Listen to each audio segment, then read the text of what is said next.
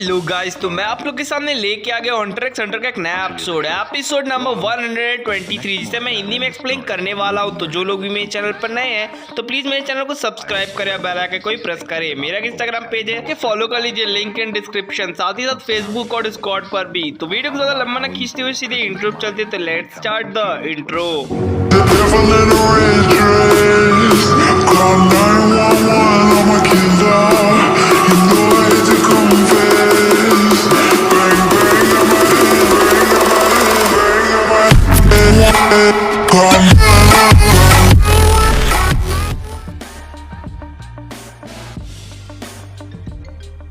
पिछले एपिसोड में हम लोगों ने ये तो देख लिया था कि नेट्रो वर्सेस मरियम होने वाला है, यानी कि किंग के साथ एक मैच होने वाला है। अब देखना ये है कि इन दोनों में कौन जीतेगा, और इन दोनों की फाइट काफी दूर से ही देखी जा सकती थी। स्टोरी पर आते हैं जहाँ पे हमें दिखाया जाता है मेंशन को, जो कि आधे से ज्यादा तबाह हो चुका होता है। यहाँ पे एक बड़ा सा बैटल टैंक खड़ा होता है, जो कि खड़ा किया गया होता है ऑक्टोपस के थ्रू। ऑक्टोपस अभी भी काफी ज्यादा रो रहा होता है, और उसके रोने के चक्कर में एक गाड़ी पास हो जाती है उस जगह से। गाड़ी पास इसलिए हो पाती है क्योंकि वही बूढ़ा आदमी जिसके हाथ में एक रिमोट होता है, तो वो उन दोनों लड़कियों को लेकर उस जगह से निकल जाता है। और वो कैमरे के नजर में आने के बाद भी वो नहीं दिखता ऑक्टोपस को, क्योंकि ऑक्टोपस काफी ज्यादा दुखी था और रो रहा था। ऑक्टोपस अपने पिछली बात को याद करता है, जब वो मारने गया था बैरबो को बेहोश होने के बाद भी वो नहीं मार पाता, क्योंकि वो उसी की प्रजाति का होता है, यानी कि म्यूटेंट होता है। इसके लिए वो नहीं मारता, लेकिन उसे पाम को बचाना है, इसलिए उसे ये सब करना होगा। लेकिन जब वो स्क्रीन पर देखता है कि गेट खुला हुआ है, इसका मतलब कोई बंदा उस जगह से पास ऑन हुआ है। ऑक्टोपस चौंक जाता है जब उसे पीछे से वेल्फी बोलता है, हिलना मत वरना तुम मारे जाओगे।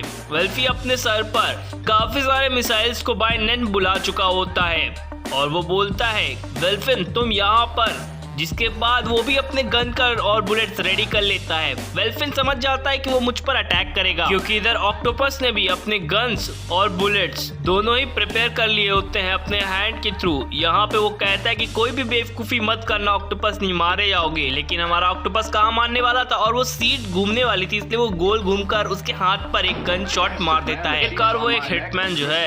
खैर यहाँ पे वो बोलता है, बास्टर्ड तुमने मेरे साथ क्या किया। एक्चुअल में वेल्फिन ने भी अब उसके ऊपर अपने मिसाइल्स को दाग दिए होते हैं। वेल्फिन के मिसाइल्स जो होते हैं वो बाहर शरीर को कभी भी चोट नहीं पहुंचाते, वो चोट पहुंचाते हैं सीधे उसके शरीर के अंदर। यानी कि वो जो यानी कि मिसाइल जो था वो काफी खतरनाक होता है। उसने उसके सर के अंदर सेंटीपीड छोड़ दिए होते हैं, यानी कि हिंदी में बोलो तो खनखजूरा छोड़ दिए होते हैं, जिसकी वजह से उसका पूरा शरीर के अंदर जो भी खनखजूर थे वो बढ़ने लगते हैं। तो उसके सर को खा रहे होते हैं, और खाते खाते वो बड़े भी होते जा रहे थे।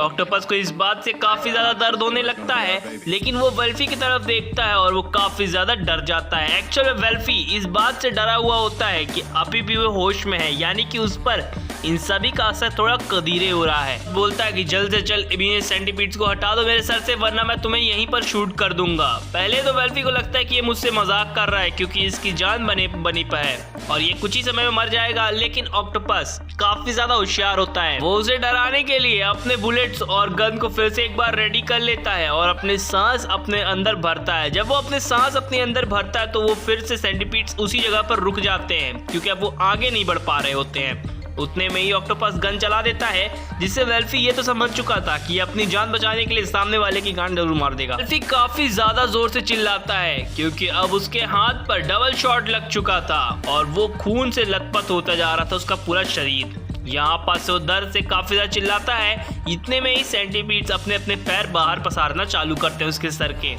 यहाँ पे वो फिर से एक बार हंसने लगता है, जहाँ पे ऑक्टोपस को ये हंसी काफी ज्यादा रास तो नहीं आती, जहाँ पे वो कहता है, जल्द से जल्द करो वरना फिर से तुम्हारे ऊपर एक गन शॉट मार दिया जाएगा। इस बात से वेल्फी अब अनजान नहीं था कि अब उसके ऊपर जो भी हमला होगा वो उसका आखिरी हमला होगा। फिर ये चीज समझ चुका था कि अब ऑक्टोपस को हमें ज्यादा लंबे समय तक इस चीज के लिए उलझा कर रखना होगा। लेकिन ऑक्टोपस उसे ऑर्डर करता है कि जल्द से जल्द इसे हटाओ, ये मेरा ऑर्डर है, वरना तुम्हारे हाथ पर जो गन लग रहा है वो तुम्हारे सर पर लगेगा। वेल्फी ये चीज तो समझ चुका था कि इसका समय जल्द से जल्द मुझे बिताना होगा, अगर ये जितना लंबा समय लेगा उतने आराम से मेरे सेंटीपीड्स इसके सर को खाकर बाहर आ जाएंगे। और वो मुस्कुराने लगता है। एक्टिंग करने के चक्कर में वो नीचे की तरफ गिर जाता है। तभी हमारा ऑक्टोपस होशियारी दिखाता है और वो अपने गन्स के अंदर बुलेट्स को एक बार जैसे रिलोड करता है तो आवाज आती है और उससे डर कर वो उठ जाता है।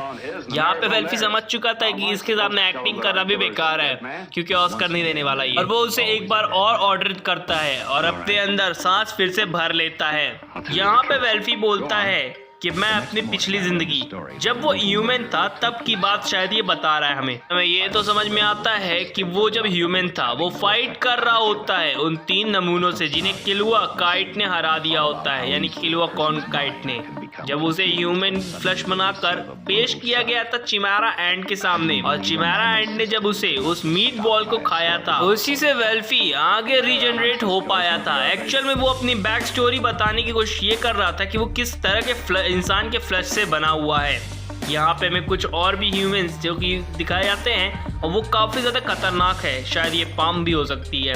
यहाँ पे वेल्फी अब दर्द से कराह रहा होता है लेकिन वो तभी सेंट्रीपीड्स को उसके सर से हटा देता है और वो सारे के सारे वैनिश हो जाते हैं। इस बात को जान करके अब ऑक्टोपस उस पर हमला नहीं करेगा, इसलिए वो राहत की सांस लेता है और टेबल पर ही लेट जाता है। ऑक्टोपस इस बात से बिल्कुल भी हैरान नहीं होता कि इसी ने शायद उनकी मदद की होगी तो वो तीनों उस जगह से निकलने में कामयाब हो पाए।